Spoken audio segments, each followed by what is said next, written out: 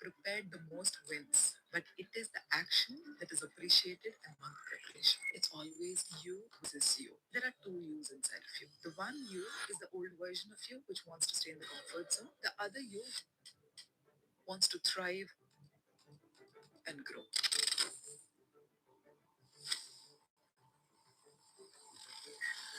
Can holding on to a past heartbreak stop true love from finding? 100%. Reason being, we all have something called the energetic space. Everything in your external reality is a reflection of who you are on the inside. In the process of manifestation, also, right? We all tend to overthink because of two things. When it comes to mental peace and money, you can have both of it. It's a mind block. That is what people have convinced us into believing. You can either have this or you can either have this. You cannot have both of it. Today, we have an inspiring voice in the world of holistic healing, Gayatri Shivaram. She's not just any therapist, she's someone who has beautifully blended modern psychology with ancient wisdom to redefine how people think about health and well being. With a background in psychology and advanced training in holistic nutrition, Reiki, Ayurveda, yoga, and mindfulness, Gayatri brings a complete 360-degree healing approach to her healing. Her story is powerful because it comes from personal experience. When life presented her with challenges, instead of stopping there, she turned that journey into a mission to help others heal their bodies, mind, and emotions. Today, she is known for guiding people to break free from limiting beliefs, raise their vibration, and create lasting, meaningful transformations. True healing happens when the body, mind, and spirit work together in harmony. And for me as a nutritionist, it's incredibly inspiring to connect with someone who is setting new benchmarks in holistic wellness. So let's dive into Gayatri's journey, her wisdom, and the healing practices she shares with the world.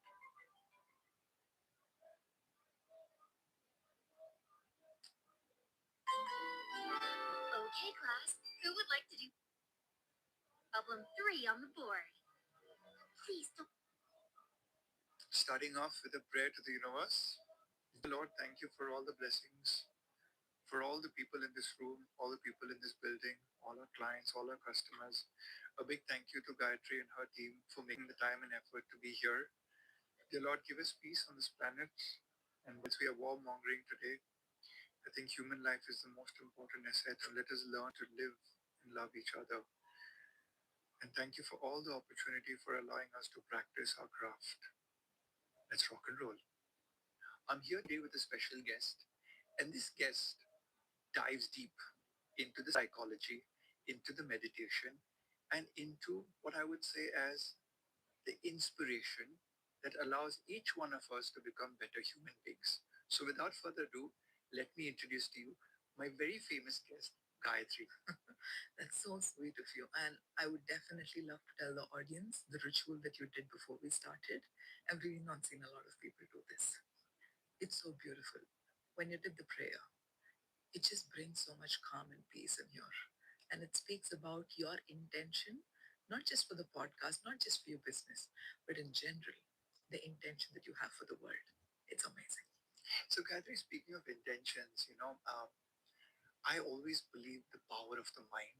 I believe in spiritualism. You know, where did your journey start with the power of the mind over the body? Because this is very important for people who watch my podcast. Right. And they meet me on the road and like, oh, Ryan Fernando, nutrition doctor. I'm like, no, no, not nutrition doctor, just nutritionist. But they associate with me of being about nutrition. But they don't understand the most powerful part about nutrition. First is saying that, do I need to say no to what I have to put into my body? So where did your journey start with the power of the mind? I think it was a combination of pain and curiosity. Pain being, I've been in multiple failed relationships in the past. Apart from that, also the kind of childhood experiences that I went through. It was extremely difficult for me to kind of understand what I was going through while I was constantly attracting the same patterns in my life again and again. So when they started to happen, there was a lot of curiosity as to, is this how my life is going to be like? Or why is that some people are very successful and why is that some people are not? So the combination of pain and curiosity. So once I finished college and graduated from college, the first book that I read was The Secret. And it just opened the world into, oh my God, you can think positive, you can think about something, and you can manifest everything in your life. Though it's partially true. It's not completely true. It's only partially true. That's why Ron O'Brien went about to write another book after I think 17 years called The Greatest Secret, because The Secret only spoke about law of attraction on a very superficial level. And if you take a look at people, like, we love fantasies. Day before yesterday, I was doing a podcast with one of my mentors, Dr. John D. Martini, and I was asking him, why is that the entire world typically knows what they're supposed to do, but still end up not doing that? And he told me this example, which is very profound. He said, Gayatri, if you went to a seminar and if you heard the trainer speak and say, buy this course or buy this CD or buy this book, you'll become a billionaire in 3 weeks. Majority of the people are going to go run towards that because people love pleasure without the pain. But both of them The are quick fix. always, the mind loves fantasies. The mind loves to get into something where it does not have to put in a lot of effort. So I think for me, the journey started as a combination of pain and curiosity. And ever since, I think the last 13 years, I'm just growing and evolving. And the more I learn, I get to understand there's so much more to learn, and I know only very little. It's very interesting that you talk about the law of attraction by Rhonda Bryan. I remember I was working in my previous job about 17 years ago, and my father sent me the video DVD of it, The Secret. And I watched it and it amazed me. And I was working with this company where the ad agency guy, I talked to him about it. I was really excited. Like, you know, you there's something called the law of attraction. He's like, hang on.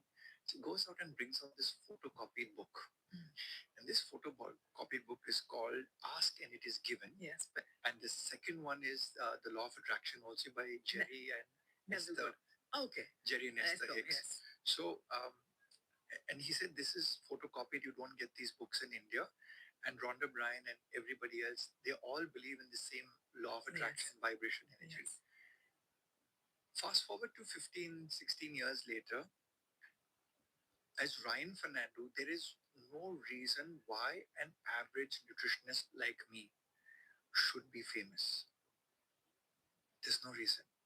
There is only one point that I have found out that has worked for me, which is there is a higher power. Yes.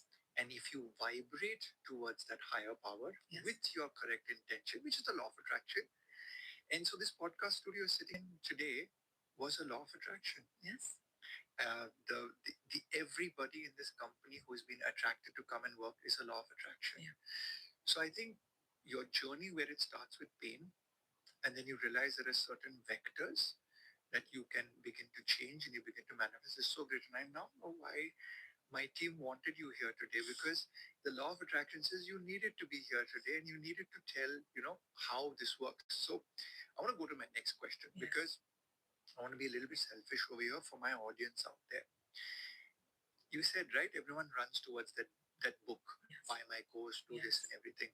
So I say, everyone, buy my diet plan, and you'll get the six pack like a Bollywood film star. But I recently launched my diet planning app. Nearly 30,000 people downloaded the intake form. 17,000 completed it. Only 300 asked for the free diet plan. India is a health loving nation, not a health doing nation. Yes.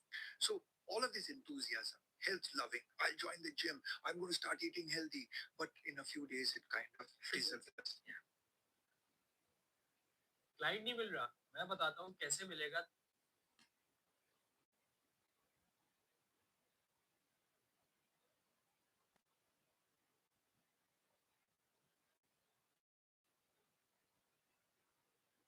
You talk in a lot of your podcasts about mental masturbation being a massive block. I want you as a motivation expert, as a holistic mind coach to tell me how can people break this? Okay, great question. First of all, let's understand it's always you versus you. There are two yous inside of you. The one you is the old version of you, which wants to stay in the comfort zone. The other you wants to thrive and grow. So now, when the competition is between you versus you, the older you always has the higher power because of habit and because of what it has been doing over and over again. And the subconscious mind does not like any kind of change. So now, for example, let's, yes. What is subconscious mind? Okay. So basically, when we are born, right, from the age of 0 until the age of 7, the analytical mind or the conscious mind is not formed. So when an infant is born, the primary goal of that child is to survive in that tribe. So in order for me to survive in the tribe, what do I have to do? I have to learn what the tribe members do. I have to understand how their mindset is, and I'll have to adapt to that. So how do I do that? So I don't have a conscious mind, which means I don't have my own thinking abilities, my own analytical abilities. I'm going to simply observe everything that is around me, my parents, my relatives, my friends, and everybody. And I'm going to pick in information from there and understand that's exactly how I'm supposed to look at the world and sustain in the world for my sustenance for the remaining 70, 80, 90 years in this lifetime. After the age of 7, the analytical mind starts to kick in. But 95% of our beliefs are formed before the age of 7. So if I grew up in an environment where my parents constantly fought about money, where my parents constantly fought about wealth or anything around conversations around that, or I heard conversations of, oh, money is very evil, oh, they made a lot of money because they were cheating somebody, it's a scam. So I'm going to associate in my mind saying money is evil. So now I grow up into becoming an adult and I go out in the world and there is an opportunity for me to seize and I can become a millionaire as a pursuit of that opportunity. But every time I go approach that opportunity, I self sabotage it. I either self sabotage it consciously, or if I don't do it consciously, I fall sick or something happens so that I cannot go through that. So you versus you Mhm. is actually a battle with your analytical mind and your subconscious mind, kind of. Yes. Because, so for example, let's say in your case, 30,000 people fill the form. Why? The conscious mind of 30,000 people wanted to become fit. All of us want to be fit. All of us want to be healthy. So the conscious mind made the choice, but the conscious mind is just 5%. Ah. The remaining 95% of the mind is a subconscious belief. For example, if I have a belief, I'll give you an example. So, for example, let's say this was something that was quoted by my mentor in his coaching sessions. There was a person who came to him. She was in her mid 30s. She had put on a lot of weight. And she came up to him and said, Dr. DeMartini, no matter what I do and how much I try, I'm not able to change. I end up binge eating. I end up putting on a lot of weight. And while doing a regressive process, and he does a specific process, and when he did the process, to understand, our body does not hold on to anything that is not serving our body in the first place. Which means even the negative belief that you have, what you think I shouldn't be having this, is serving a part of you. So now we need to realize which part of me is it serving at this point of time. For her, it was when she was in her teens, she was physically molested. And she created a belief system saying, because I'm beautiful and pretty, I was molested. How do I not get molested in the future? By putting on a lot of weight. The weight was, in fact, protecting her from being molested. So there is a psychological reason. For me, I've struggled all my life with body image issues. I was a healthy child since when I was growing up. I had to face a lot of bullying. Till date, I have the yo-yo. So there are so many aspects of my life that I've overcome the old belief system. I've had the ability to embrace abundance. When it comes to health, there's still a lot of unlearning that is happening because for me, the weight that I carry, the excess weight that I carry, is emotional weight. Because when I was growing up, I did not have my father with me throughout. So the emotional vacuum was being filled by the food. So now I need to unlearn that because the body is magnificent and its intelligence is amazing.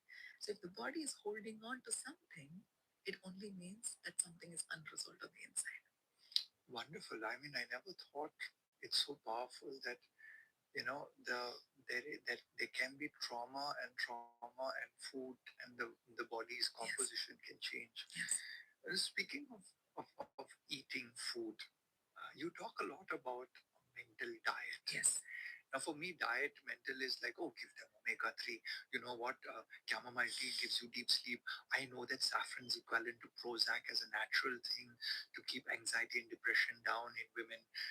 But is there a mental diet for thoughts? Okay, let's understand what mental diet is first. So, why do you ask people to be on a specific diet? Because whatever they put into their body, they become that. Similarly, whatever you put into your mind, you become that. On a regular basis, I encourage my clients to do this. One day, the entire day, sit in your bed, don't shower, just binge eat whatever you want, and watch some random Netflix series. Keep watching all the news. During the night, before you go to bed, write down a journal. How do you feel? Everybody feels miserable about themselves. So, mental diet is you cutting off anything from your life, from your attention that is taking away your mind space, not in the direction where you want to move ahead. So, for example, let's say I want to move in the direction of exponentially growing. It can be any aspect of my life. So, the more I cut out information from the outside and I engage only in the things that I want to engage, so you're giving your mind only the things that you want to give. So, which means your mind will start adapting to the things that you give it to. So, regularly in the process of mental diet, what I recommend people to do is cut off your social media because our brain is not evolved to process so much information in so little time, and most of it is unnecessary information. We don't need to know what our neighbor is having for dinner. We don't need to know where our neighbor is going for vacation. So when you cut out from all of that, you have mental space to put information into your mind that truly has the ability to transform your life. So as soon as you wake up, before you go to sleep, no social media, no mobile phones for 1 hour. Make sure to use reading or meditating or listening to some good night tapes before you go to sleep. Journal it out. And even throughout the day, I recommend people to use something called the alarm technique. So the problem with most people is, okay, Gayatri, I'm going to do that 45 minutes of a morning routine and I'm going to be set for the day. 45 minutes or 1 hour is just 1 hour of 16 hours of waking hours. What about the remaining 15 hours? If you're going to constantly think about negative things and engage in negative conversations, the work that you've done in 1 hour is not enough. So basically, what I recommend them is put 5 to 6 alarms on your phone. And every time the alarm goes on, for example, let's say it says love affirmations, self love affirmations. The second time it says abundance affirmations. I recommend people to record it in their own voice because when the subconscious listens to me saying, I love myself, I'm amazing, I'm here for a bigger purpose, at a regular interval on an everyday basis, I'm going to constantly keep thinking about that. It's an easier way for you to rewire your subconscious programming. If using AI effectively.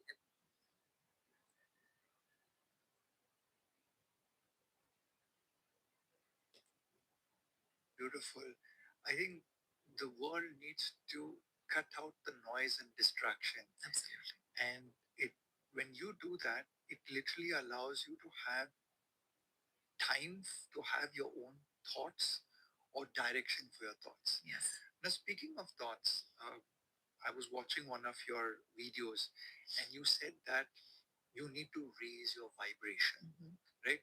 So, me as a nutritionist, I'm like, okay, if the metabolism goes up, then I need to give 20 more carbohydrate grams, so the calories go up and all, because this guy is doing more work, his vibration is going up. That's a physicality point of view. What does this mean and how does it impact the physical health, raising the vibration? Okay. So first of all, let's understand what vibration is. Vibration is a combination of your thoughts, your feelings, the words that you say, the stuck trauma in your body, and the unprocessed emotions in your body. The combination of all of this, including your belief system, is the vibration that you are at. So I believe in this concept of everything in your external reality is a reflection of who you are on the inside. When I speak about who you are on the inside, it's nothing but the vibration that you're vibrating at. So, for example, let's say you're vibrating at 10 hertz. I'm going to use a random example. In your reality, you're going to attract people, circumstances, situations, opportunities that is a match of 10 hertz. Let's say 10 hertz means I'm not good enough, I'm so insecure, I may not get opportunities, which means you're going to attract everything that will make this come true for you. So if you want to, for example, at this point of time, let's say the person who's watching this is probably earning 1 lakh per month or 2 lakhs per month, and they have an aspiration to earn 5 to 10 lakhs per month. Being the person who earns 1 lakh per month, you can never transition into 5 lakhs or 10 lakhs per month. Why? The 1 lakh per month person vibrates at a specific frequency. And And so you will only end up attracting things in your life that vibrates at that frequency. So in order for you to go to the next level, you got to change your belief system. So when I change my belief system, that's why I always say you don't manifest what you want, you only manifest what you normalize. Ah. And from a physical health point of view, is there any advice that you could give people? Because they come to me and say, I want to become Mr. Universe. I want to be the fittest person. I want to lose 20 kgs. Uh, I want to have flawless skin. Will this thought process of vibration, like you said, the 1 lakh rupee, functionally, will it help? Okay, so it's not a quick fix. Okay, in this entire journey of personal development or self growth, nothing is quick fix. And if somebody recommends saying, do this overnight tomorrow, that is going to happen, I highly recommend please don't fall for that. If somebody tells you write in a green pen, blue ink, black paper, put it under the pillow, please don't fall for any of that. Because the longer run, the only thing that will work for you is when you change things from within. So in the example that you gave me, right, like what happens physically. If you'd asked me the same question a year back, my answer would have been different. But now my answer is the more you have acceptance to what is happening to you in your life, the more easy you'll feel on the inside. All the turmoil of emotions and thought patterns happen only because you resist what is. Because the mind tells us that if this happens, I may not be able to get what I truly want in my life. But what makes you think or believe that this is not supposed to happen in order for you to get what you asked for? I'm pausing over here because I'm just trying to digest that at such a deep level, and I'm feeling like goosebumps in the back of my head. That's profound. Yeah. That's really profound. See, think about it. At this point of time, if anything is causing an unpleasant sensation inside of you, there are only two things, right?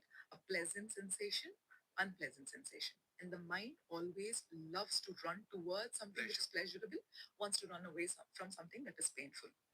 And Vipassana and Buddha speaks about the same thing. He attained liberation by doing this practice, by observing the bodily sensations of pleasure and pain and not reacting to both.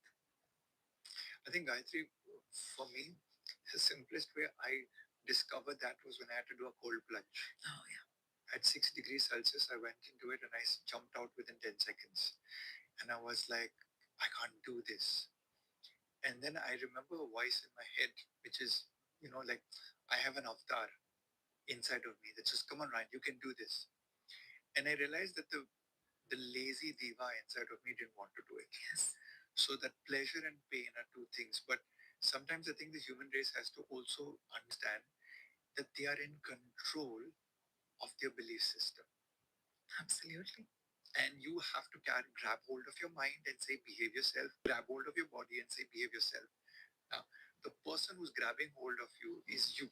Yes. And we try and put a physical manifestation. It's my brain, it's my heart, it's my muscles, and all of those things. I'd like to add on to what you just said about the cold plunge, right? So, why do people give up on something, even when it comes to following a nutrition plan or even when it comes to following their dreams? Because when the discomfort kicks in, the discomfort is too uncomfortable for them to handle, so they give up. So, the easiest way for you to build that resilience in your body is to put yourself through discomfort on a regular interval. And what is the easiest thing to do? Take cold showers every day. I'm now at 11 minutes. That's crazy. So the idea is every time I go in and I say I want to come out, I keep telling my body that this is something difficult. And believe me, Gayatri, it's put a new perspective on the definition of pain. Yes. Not from a physicality point of view, but from processing it from a point of view saying that, okay, somebody nicked my car yesterday. I'm in a very angry place. But that physical pain of a cold plunge just taught me that, you know what? It's just a nick in the pain, in the car paint. You can buy a new car. You just got to work harder and buy a better car, or a larger car, or a car with a bigger bumper. And then suddenly when you shift that mindset. It's like it's not that important on losing your marbles over it. That shift happened because you've exposed your mind and your body to discomfort enough number of times so that the discomfort is not carrying you off. So the more resilience you have in yourself by doing simple things like taking a cold shower, putting yourself in discomfort or uncomfortable situations on a regular basis, you build a strong muscle for it. I have another one. Try having amla first thing in the morning.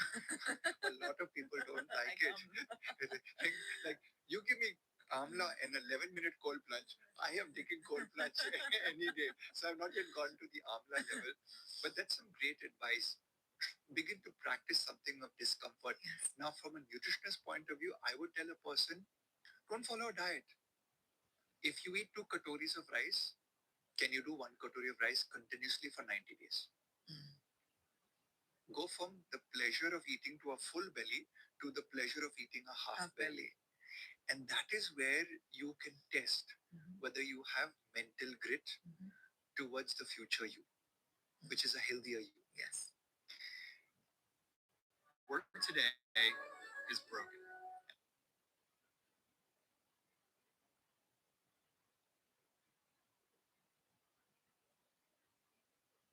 Advise people to start this process in today's world.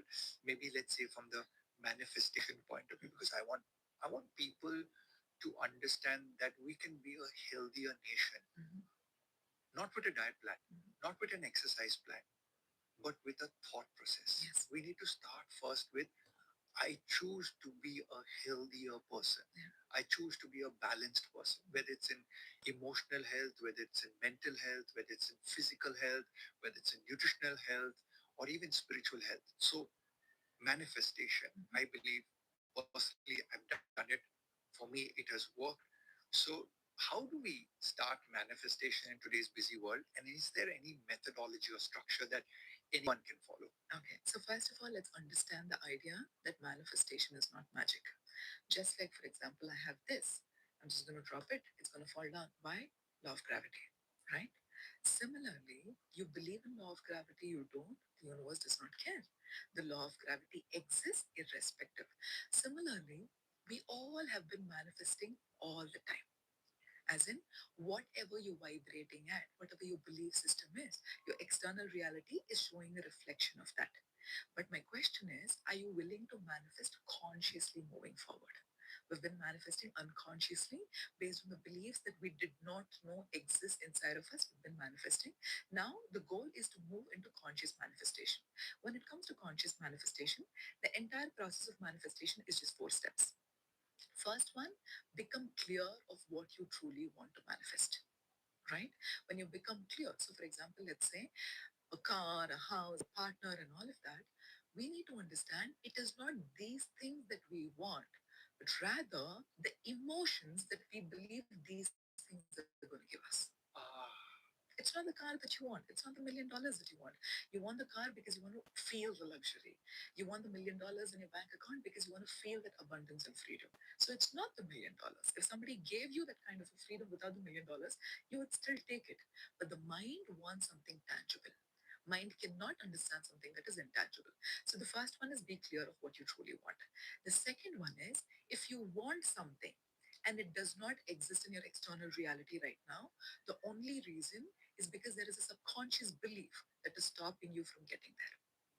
So the second one is to start identifying what your subconscious blocks are for you to get to that point.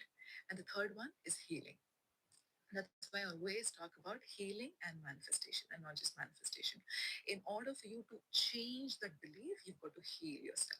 You've got to understand what your trauma is. You've got to understand what parts of you you've been abandoning all these years and what parts of you are being stuck in order for you to accept them and start embracing yourself. So, clarity, identification, healing, and the last one is self concept. A lot of people have the ability to manifest what they want in their life, but they don't have the ability to sustain it in their life. The reason why they don't have the ability to sustain is because they have a belief system that says, oh, I can manifest whatever I want in my life, but just that it does not stay with me. I'm not worthy of it. It's too good to be true for me. So if you don't change the story that you tell yourself about your worthiness, we only operate from two places. We either operate from a place of self worth or we operate from a space of chasing self-worth. Ah, that's powerful. Yeah. I know a lot of people would ask this, speaking of self worth, because everyone wants the shortcut. But when you meet clients, when you do your workshops, your master classes, let's say I had to come to you, Mhm.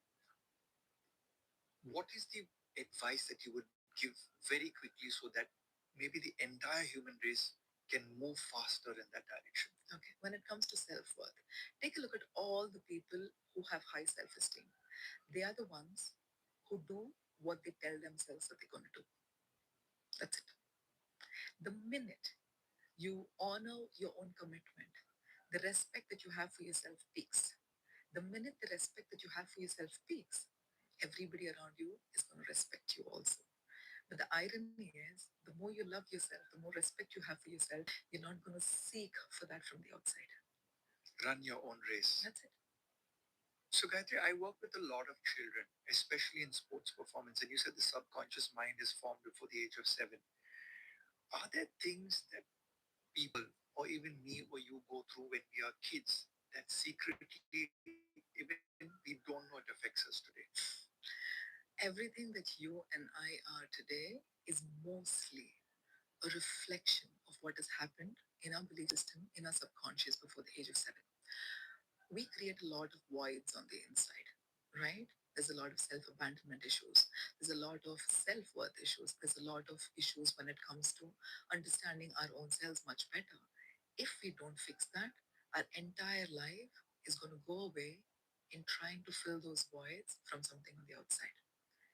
If I believe I'm unworthy of love, my entire life is going to go around chasing people so that they can fall in love with me to fill that void. But every time I talk about people filling that void for us, it's like a bucket with a hole at the bottom.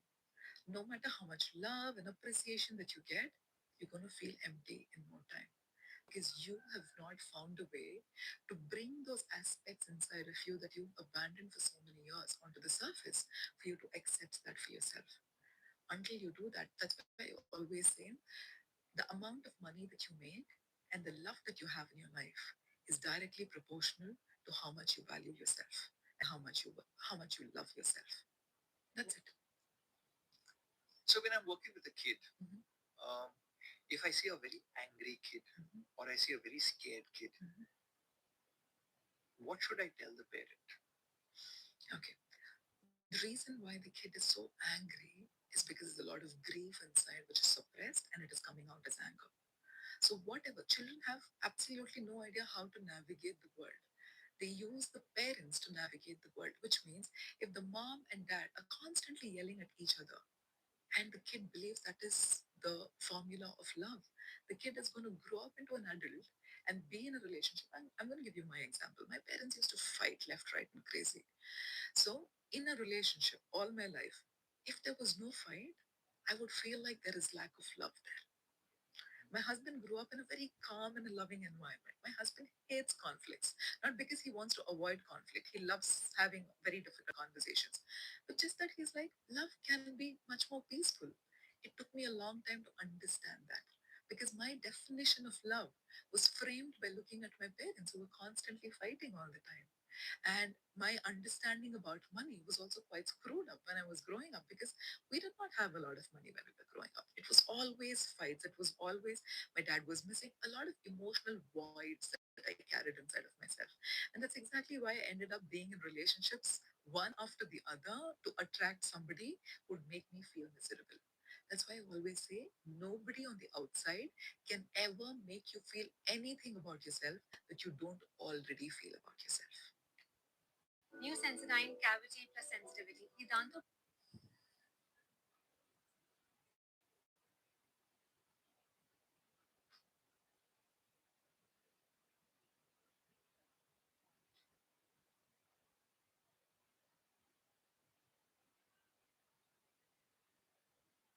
Powerful, because I wanted to ask you that how do you know that a negative thought is just random or it is from a deep wound inside? And you've kind of just answered that, which is it already exists. Yes.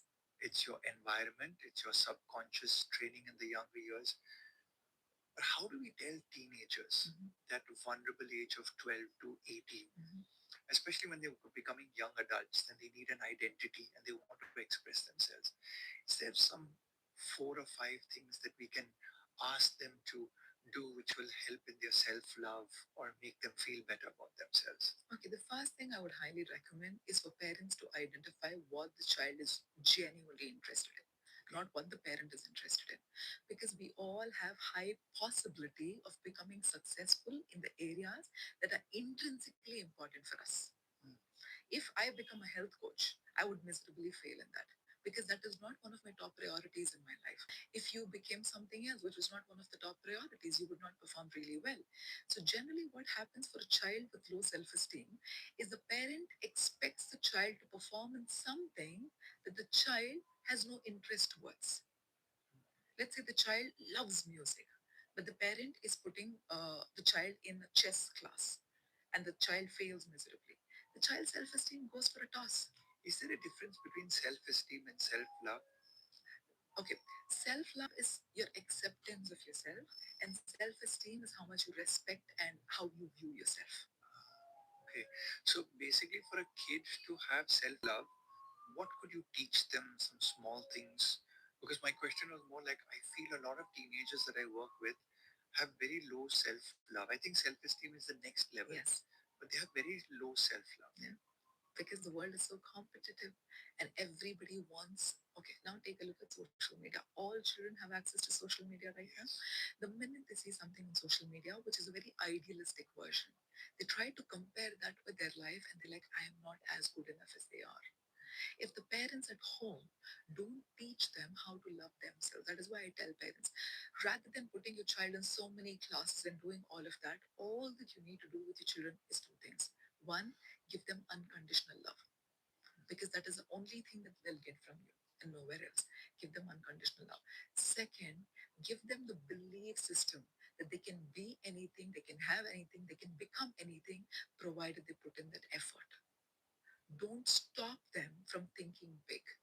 The more they think big, the more they have the ability to accomplish. And always appreciate their efforts and not the results. The more you appreciate the child's efforts, the child is going to do more of it. That is a beautiful saying, right? It says, uh, it's very common that the man who's prepared the most wins, but it is the action that is appreciated and not the preparation. True. Very, very true. Like everyone sees Virat Kohli hit a six, but they don't understand the The preparation preparation that's and gone when behind it. years of preparation gone. That is one. And the second thing, a lot of people just stay stuck in the preparation phase. They don't take action. You can prepare for 20 years, 30 years, but you'll have to act upon it. Because in the process of manifestation, also, right? People generally say, I need to know the entire picture, I need to know the entire path in order for me to take the first step ahead. The path is not even created before you take the first step. I think that is a very important point because I was a very, very average student. And what you're talking about, the path is not known. The intelligent students in the class wanted to know the entire path. And when I started my business, I remember everybody, including family members and friends and all, are like, you don't even know what you're going to be doing. You don't even know the path. But there was just this conviction inside of me is that I know I want to change the way India eats for a healthier. But the business, whether it will be successful or not, I was like, you know what? Let's just jump in. So I think sometimes gambling risk is also very high in people who don't look at this whole, like, I need to know the whole path. But I would say to people out there is that if you're loved, you've got roti kapda makan sorted. Becoming an entrepreneur and trying to do something for the world is a great way to achieve a certain sense of what is the word, self-worth, net worth internally. So that's what I resonate with this whole point that it's never planned out for anybody. I don't think Jeff Bezos knew he was going to become a billionaire. I don't think Elon Musk went in that direction. Or if somebody becomes the Pope tomorrow, I don't think they decided to do that. Or if there's a soldier out there right now going to fight for our country, I don't think they planned being there at the battlefront. So staying true to who you are, I think, is the message that you're giving. Yes. And you're telling a lot of people, believe inside of you, there's a superpower inside of you. Absolutely. There are two things, right? One is you just need to know the why and you need to know the what. You don't need to know the how. The how will be taken care because the limited human intelligence can probably predict 10, 15 hows of how you can get to the point where you're destined to go. But the universe has like crazy ways of giving it. Why do you even have to do that and dig into that? Rather, just focus on what is your why and take that inspired action on an every single day basis. Because if I have to travel from Chennai to Bangalore, I don't need to know the entire path. All that I need to know is the next 100 meters, 100 meters, and 100 meters. Your ability needs to be to move through the 100 meters. And the beauty of the universe is the next 100 meters automatically opens up when you take that leap of faith and take the first 100 meters. Monster Math presents.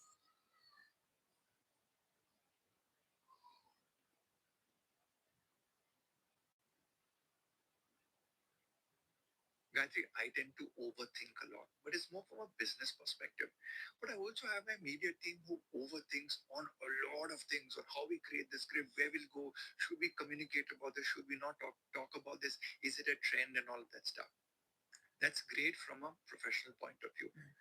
But I also sit with people in counseling rooms and I see a lot of overthinking, and that's towards low self esteem.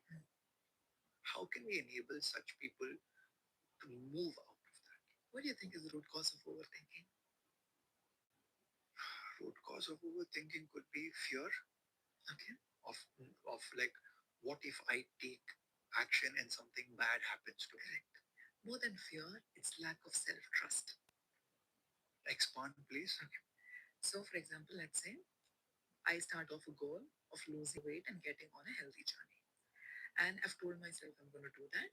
And 1 week I followed that and I slipped away. Then I told myself, okay, this was the first time, let's start over again. I kept doing that 3, 4 times. And the fifth time, I'm failing again. The sixth time, when I want to do this, I'm going to constantly overthink if it's just going to work for me, not work for me. Why? I don't have the trust in myself. We all tend to overthink generally in life or with respect to manifesting something because of two things. One, I don't trust myself. I don't have enough evidence for doing things that I told myself I'm going to do. And the second thing, I don't trust the universe. Now think about this. Let's say you're traveling from point A to point B, and you've called your wife and you've told her, hey, make the special dish for me. I'd love to come home and have this, right? If you believed that your wife would make that specific dish for you, the 2 hours of journey is going to be amazing for you. You're going to listen to your favorite music, you're going to vibe, you're going to just chill and come back. If you did not trust your wife, every 10th minute, you're going to call her. Every fifth minute, you're going to think, oh, will she make this for me? Will she do this? Will she not do that? The same thing. When you don't trust the universe, when you don't trust yourself, the possibility of you constantly overthinking becomes high. And another aspect, right? It's a perspective shift that you need to have. Most of us, at any point of time in life, I ask people this question.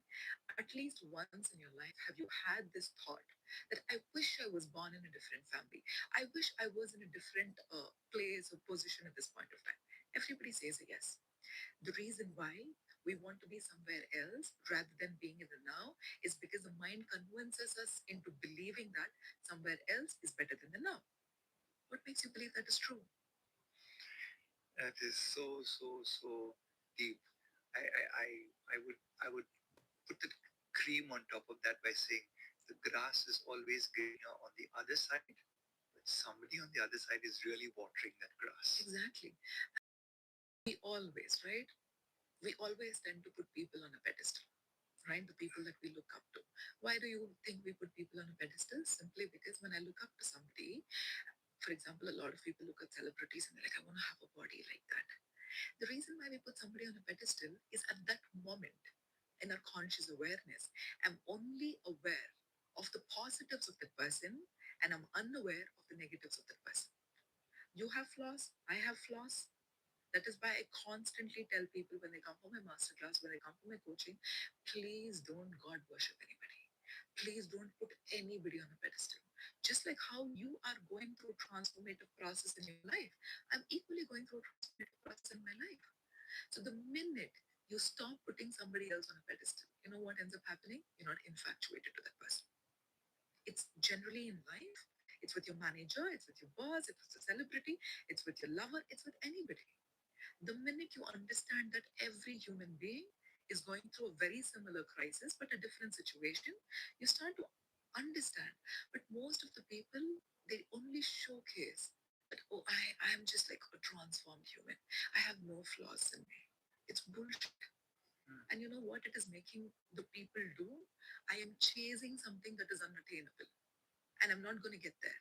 I'm going to feel more miserable in the process. And I'm going to stay stuck to come back to you again and again. I love my job. You know why I love my job?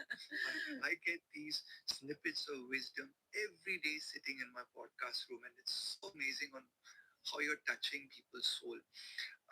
And my team asked me to ask you this question because a lot of them are single, Okay. and a lot of them are searching for love and relationships and stuff like that.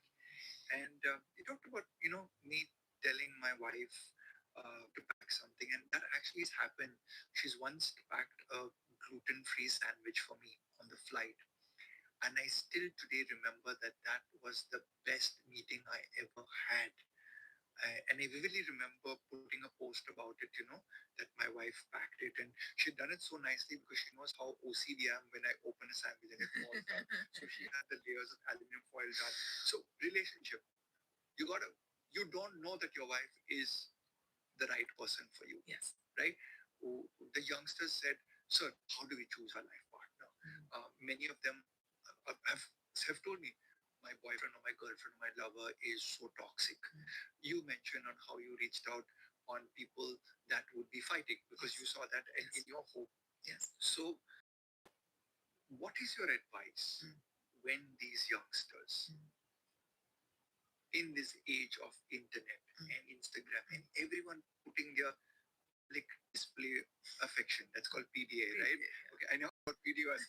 I thought it was an iPad or something like that. But it's like, so that's public display of affection. I'm like, oh, okay, that's what it means. So give the youngsters out there the recipe to find beautiful life partners for them. Okay. Great question.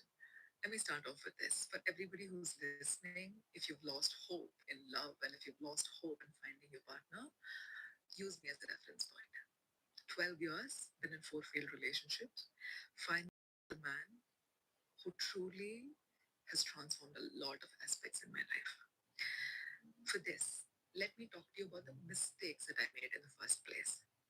If you get into a relationship being desperate, the other person is always going to dictate the dynamics of a relationship because you're so scared of abandoning that person that you don't understand that you are always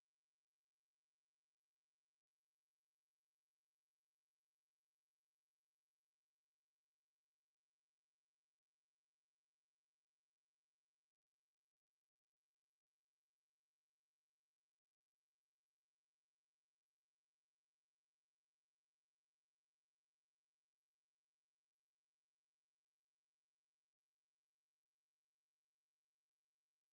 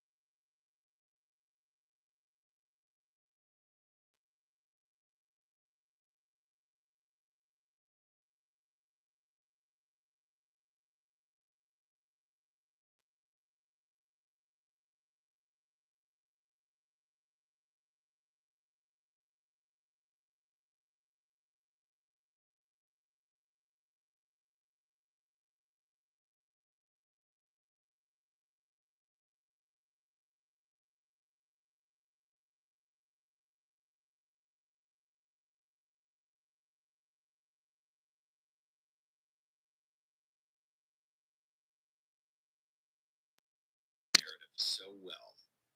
I think your story is fascinating. But the common theme for all of them was that they solved some problem in their life. And in solving this problem, they became one of the most impactful people in that arena. Sometimes it was drug and alcohol addiction. Sometimes it was a relationship issue. Sometimes it was something like Lyme disease, and then they couldn't figure it out, and they solved it. And now they're like the most powerful soccer mom in the world because they're really helping people heal. Tell us a little bit about your story and what was the problem that you solved? Yeah, so it started from when I was younger. I Still pretty young. Yeah, I guess, yeah, 24. Still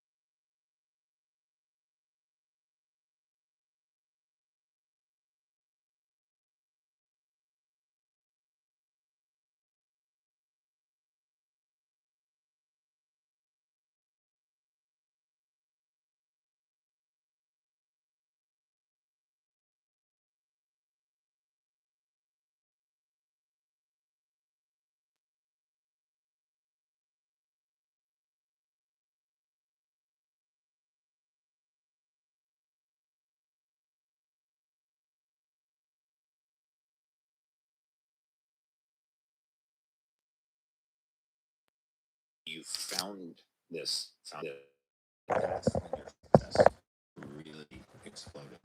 The level at it then versus the adoption of your message now is night and day. And that's what I want to dig into for people because to me that was very brave.